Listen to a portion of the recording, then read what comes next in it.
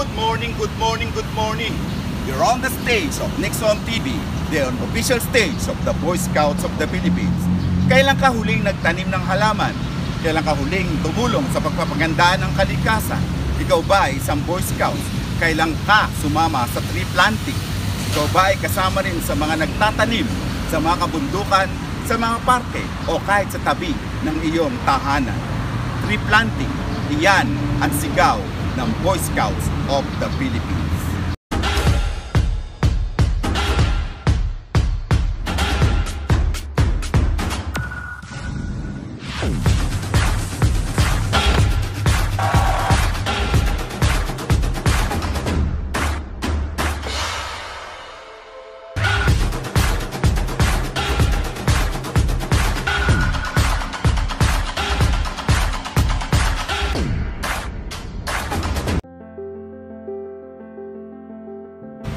Ang Boy Scouts of the Philippines sa pangunguna ng kanyang National President na si Roberto M. Pagdanganan ay may isang malaking programa. Ang Boy Scouts ay naglalayong magtanim ng 5 milyong puno sa buong Pilipinas. Ang kakaiba nga lang sa kanilang tree planting ay kailangang alagaan o inurture ang mga puno na kanilang itinanim. Hindi katulad ng ibang nagti-tree planting na iiwanan lamang sa isang lugar at hahayaang lumaki ang mga punong kanila itinanim. Kakaiba ang ginagawa ng Boy Scouts of the Philippines sapagkat sila ay kailangang mag-alaga ng mga halaman bago ito tuluyang magsilak. Kakaiba nga ang tree planting ng Boy Scouts of the Philippines.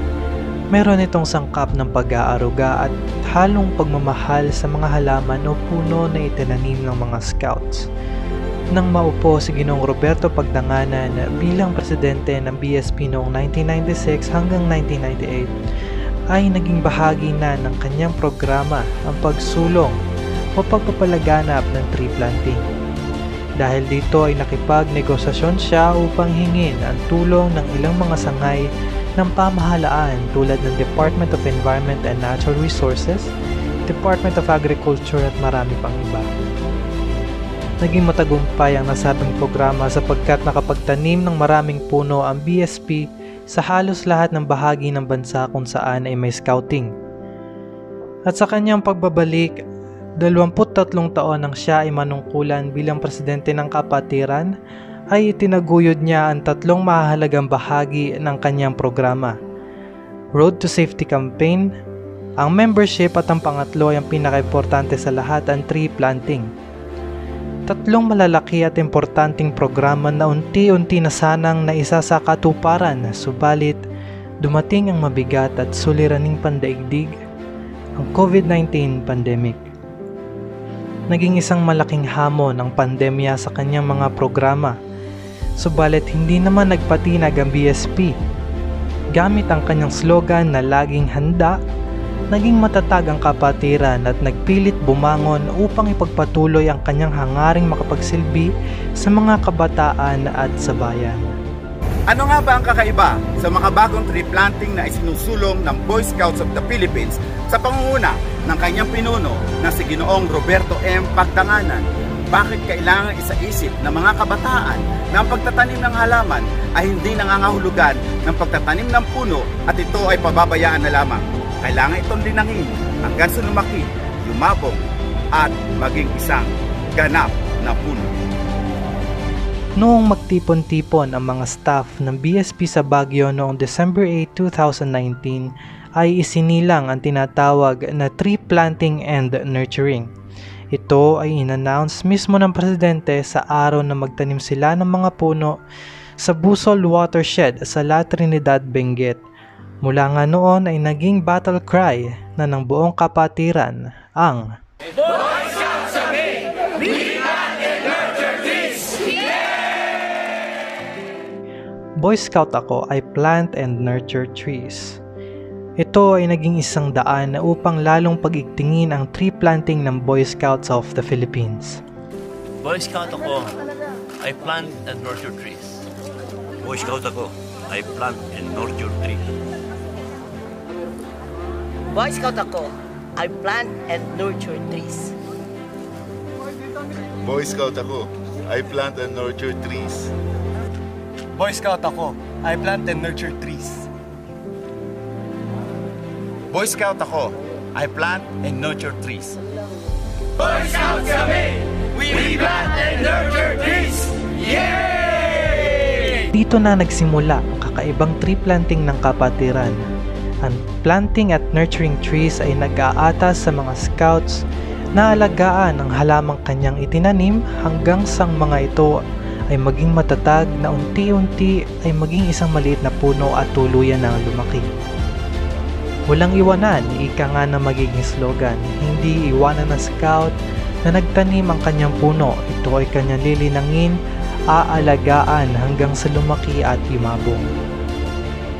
At sa kanyang pagpapatuloy na maisulong ang pagtatanim ng 5 milyong puno sa buong kapuluan, ay inatasan niya ang mga liderato ng BSP na maglabas ng memorandum o kautusan sa lahat ng council at region na siyang magpapalakas sa kanyang adhikain na makapagtanim ng 5 milyong puno.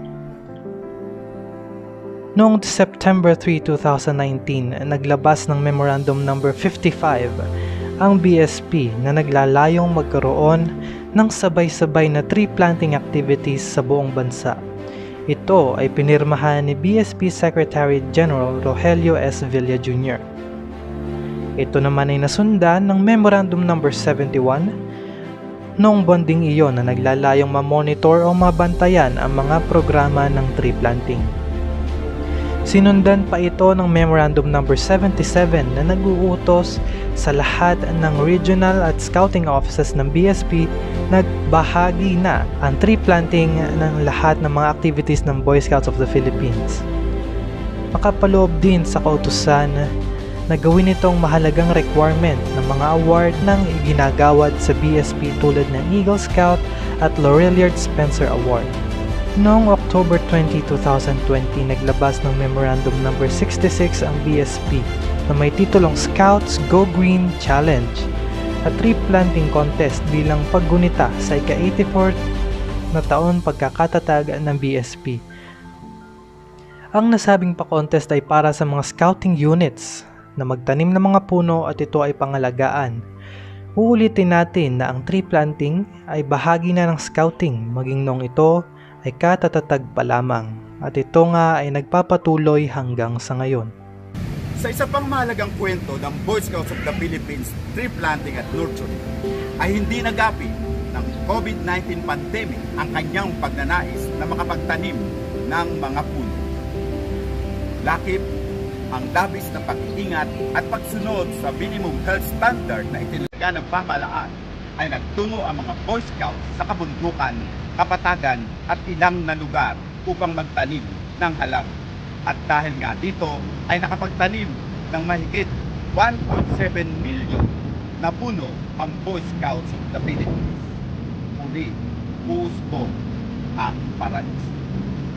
Ang tagumpay ng BSP na makapagtanim ng mga puno kahit may pandemya ay isang pagpapatunay na walang nakahahadlang sa layunin ng kapatiran na maisakatuparan ng kanyang importanteng programa ang maibalik ang pagtitiwala ng kalikasan sa tao at muli ay magkaroon ng kulay berdeng daigdig.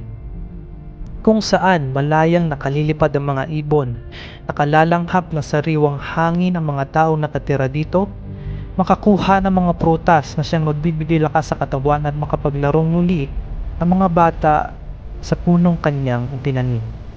Narito ang pahayag ni Ginoong Pagdanganan tungkol sa tree planting at nurturing. Scouts plant and nurture trees. This is part of our program to protect the environment. This means we have to select the trees that we plant at the proper places. Beech and mangrove trees by the coastline, forest trees in the upland, and fruit trees at the backyard. But we just don't plant trees. We nurture them to grow, so that ultimately they'll become like these grown trees that we have on our environment. That will be the ultimate measure of success in our program to plant trees. We nurture them, we make them grow. That way, we can say that we've contributed to protecting our environment.